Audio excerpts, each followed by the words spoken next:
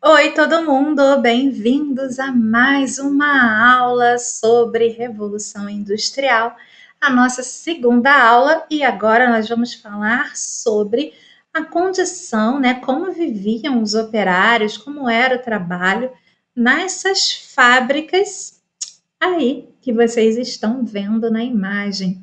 Como era que eles trabalhavam, como viviam, né? O que eles comiam, como era a vida desses operários no século XIX, como era o trabalho deles.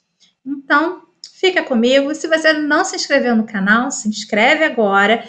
Fica até o final, porque essa aula é importantíssima, muito, muito importante. É normalmente o que sempre cai sobre a Revolução Industrial, né? Um dos temas mais falados. Então vamos começar a aula. Vem comigo. Bom, gente, vamos falar sobre as mudanças sociais causadas pela Revolução Industrial. E aí, a gente tem que falar de liberalismo econômico, né? A Inglaterra dessa época do século XVIII, a gente tem que lembrar do iluminismo, né? Iluminismo século XVIII, e do liberalismo econômico. Era o que vigorava. O liberalismo econômico puro, né? De Adam Smith. Adam Smith, pensador escocês, né? Dentro do conceito aí de liberalismo, ele vai defender na sua obra Riqueza das Nações que o individualismo é bom para a sociedade, que a sociedade ela não, que o Estado não tem nenhum compromisso, não tem que ter nenhum compromisso social com o indivíduo. As pessoas têm que trabalhar e se esforçar, né? O Estado ele tem que ser mínimo, ele não tem que ter nenhum compromisso com o indivíduo, nenhum, né? Para ele o Estado ele tem que ser o mínimo possível, né? Adam Smith também vai considerar que as atividades que envolvem o trabalho humano são importantes e que a indústria vai ampliar essa divisão do trabalho, que vai aumentar assim a produtividade, que ok, o que interessa é a produtividade, é o ganho, é a riqueza, ou seja, cada um deve se especializar em uma só tarefa mesmo, para que o trabalho renda mais. Então, o certo é isso aí, o trabalho especializado. Não é o trabalho técnico, não é você ser um artesão, trabalhar, ter o seu ofício. É você trabalhar na indústria, né? E trabalhar mais. Quanto mais você trabalha, mais você ganha, em tese. Em tese, porque não é assim que o patrão pensa, tá bom? A Revolução Industrial, então, vai trazer muita riqueza para os burgueses, que são os donos das fábricas, para a burguesia, porém, os trabalhadores vão viver na miséria, né, gente? A gente vai ter aí na Revolução Industrial uma coisa muito importante, que vai ser o surgimento de duas classes sociais, que antes da Revolução Industrial não existia, que é a burguesia industrial e o operário. Né? Essas duas classes sociais passam a surgir com a Revolução Industrial e eles têm interesses antagônicos, interesses opostos, né? Enquanto a burguesia industrial quer ganhar mais lucros, o trabalhador ele quer melhores condições de trabalho, quer salário digno, e a burguesia acha que tem que explorar, que o trabalhador tem que ganhar menos mesmo, que é para ela lucrar mais, e tem que trabalhar mais para ela lucrar mais. E que ele não deve nada a esse trabalhador, certo? Essa vai ser a grande crise entre essas duas classes ao longo do século XIX e do século XX. Deixa eu sair da frente aqui. Então, gente, exploração do trabalho. A gente tem aqui até uma imagem de crianças trabalhando na fábrica, porque a lógica da burguesia industrial era o enriquecimento, né? E para tanto, eles tinham que fazia parte da mentalidade deles que eles deveriam explorar a mão de obra. Quanto mais explorada era a mão de obra, mais eles lucravam. Então, eles não tinham compromisso nenhum, porque a ideia era o liberalismo econômico, cada um que se vire, e Ali a burguesia está se virando e a forma dela de se virar e ganhar lucros é explorando o outro. E ok, tá bom? Não, o Estado não vai regulamentar isso não é regularizado. Então, a gente tem a exploração do trabalho dessa mão de obra operária. Então, homens e mulheres e crianças vão trabalhar nessas fábricas de 10 a 16 horas por dia, né? Chegando às vezes a 18 horas. E vão ganhar quase nada por isso, porque as horas se pagava de forma miserável.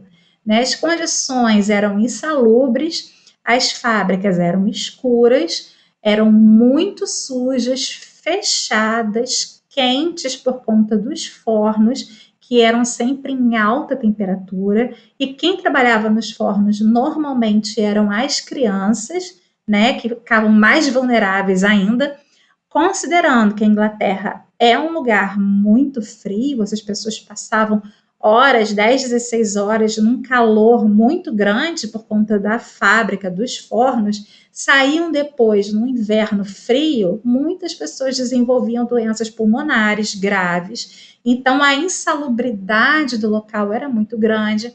A alimentação desses funcionários era precária, eles só tinham direito a uma refeição durante essas horas todas, que eles tinham direito a pausa para uma refeição, e os industriais serviam para essas pessoas mingau, era a única refeição que eles tinham, um mingau de aveia, algo que não alimentava e não supria as necessidades alimentícias do corpo dessas pessoas que estavam em pé trabalhando durante tanto tempo.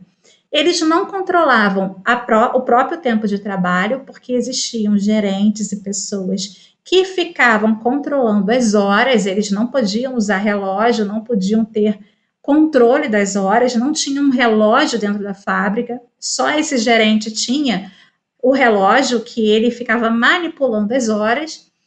Eles sabiam que começava e terminava o trabalho por conta do apito da fábrica, que avisava que começava e que terminava o expediente. E assim eles iam vivendo a vida, né? A vida deles era para trabalhar. A maioria era formada por pessoas solteiras que vinham do campo sem emprego, sem perspectiva de emprego naquela sociedade, porque elas tinham sido expulsas do campo. Lá elas não encontravam emprego. Na cidade elas também não tinham qualificação para poder trabalhar. O que restava para elas era trabalhar nas fábricas, para não morrer de fome. E aí lá elas ganhavam, eram exploradas, trabalhavam o dia inteiro, viviam em condições insalubres, muitos morriam muito jovens. A maioria dessas pessoas, por conta da insalubridade, a maioria nem viu o sol, porque se entra na fábrica antes das 6 horas da manhã e sai à noite, você não vê a luz do sol, é muito escura. Isso fazia com que as pessoas no século XIX, na Inglaterra, que trabalhavam nas fábricas, ficassem sem perspectiva de vida, a depressão era algo comum, né, entre esses trabalhadores, o alcoolismo. Eles viviam normalmente em casas de cômodo, amontoados, várias pessoas dividiam uma casa de cômodo, que também era completamente, né, as condições dessas casas também eram muito precárias, e a falta de perspectiva do trabalhador dessas indústrias, esses operários do século XIX, fez com que ocorresse um fenômeno que não tinha acontecido nessa sociedade até então, que era um aumento muito grande do caso de suicídios entre os operários. Então, o número de suicídio cresceu muito no século XIX, se tornando de fato um problema social para as cidades, principalmente na Inglaterra e na França. Então, essas pessoas elas não tinham perspectiva de melhoria, de qualidade de vida, viviam de forma realmente miserável, viviam para trabalhar, eles não tinham final de semana, porque não existia folga, eles não tinham direito à pausa no trabalho, eles não tinham direito a férias, eles não tinham direito a nada, né?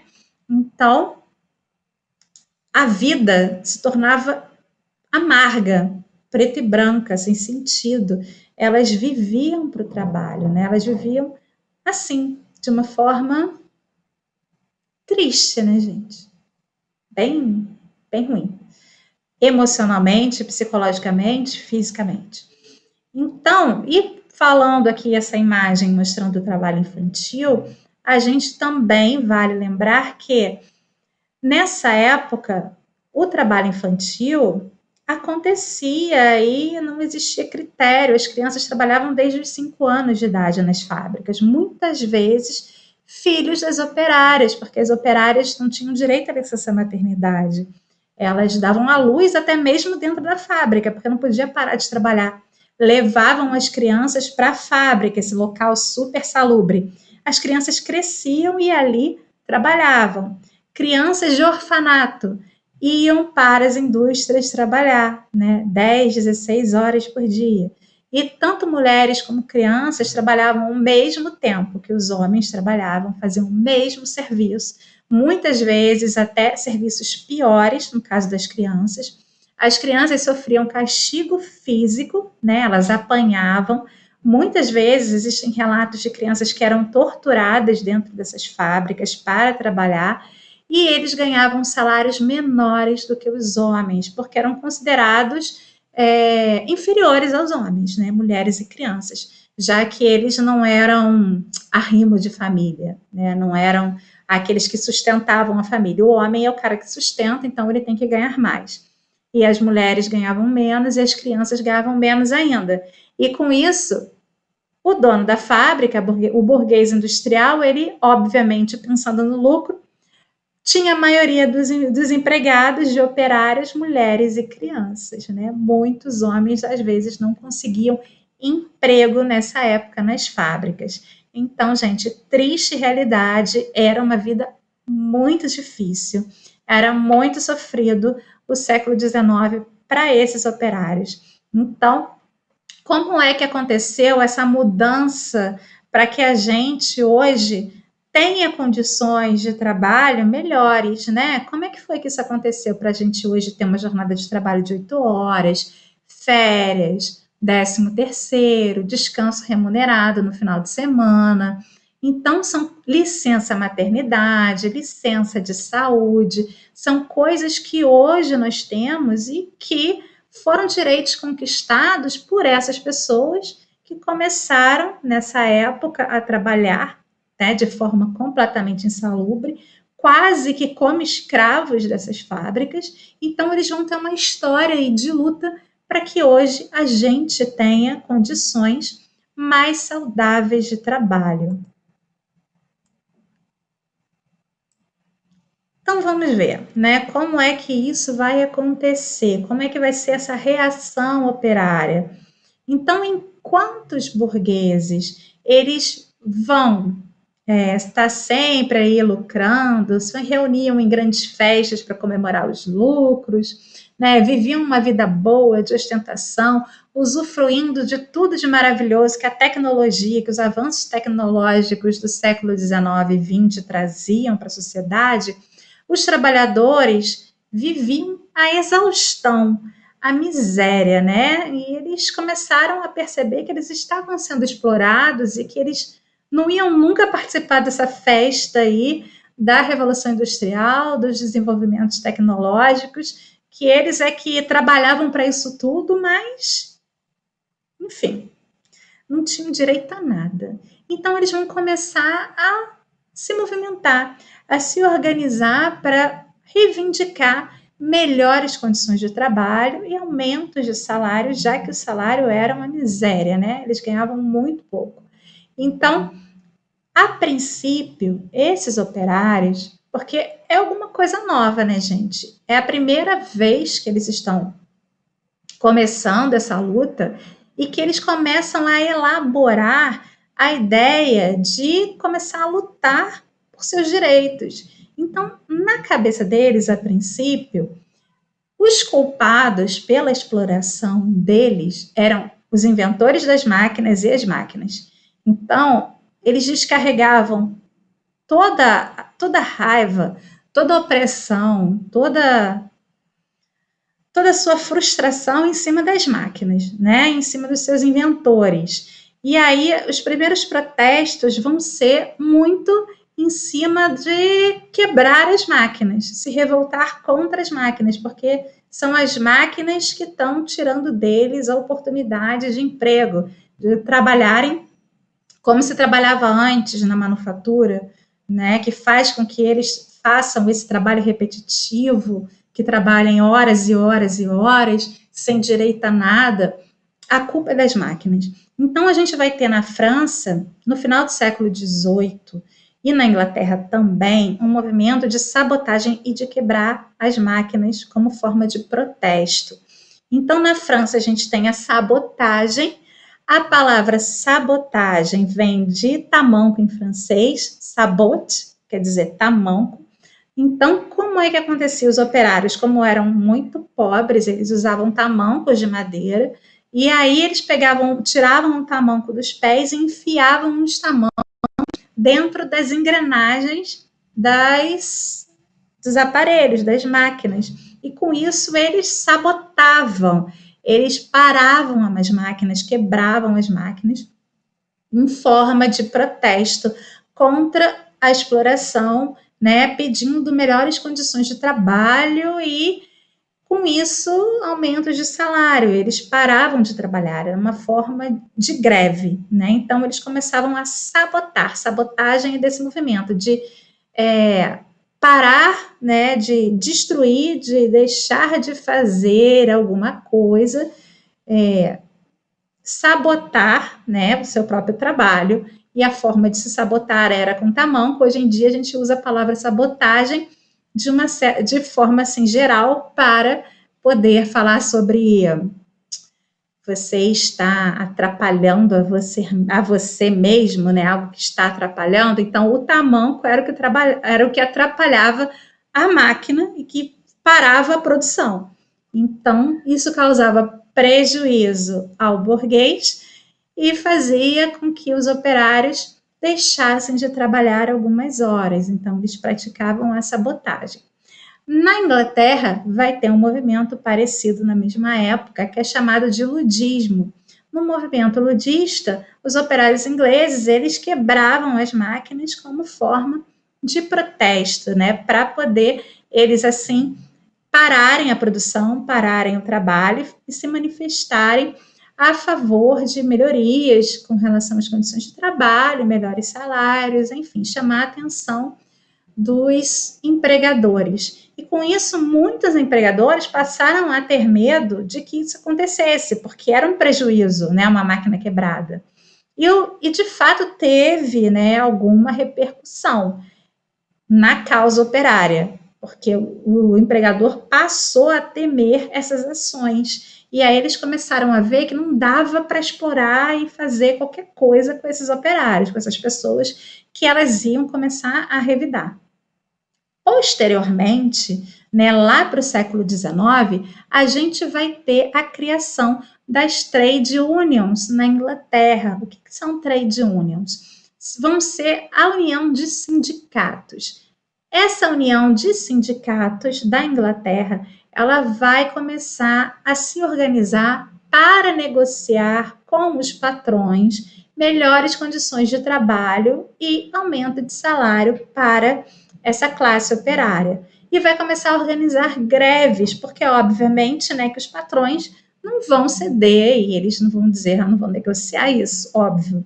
Né? Então, como eles vão se opor à negociação, então vão organizar movimentos grevistas, assim, grevistas em todo o país, um dia de greve nacional, entende?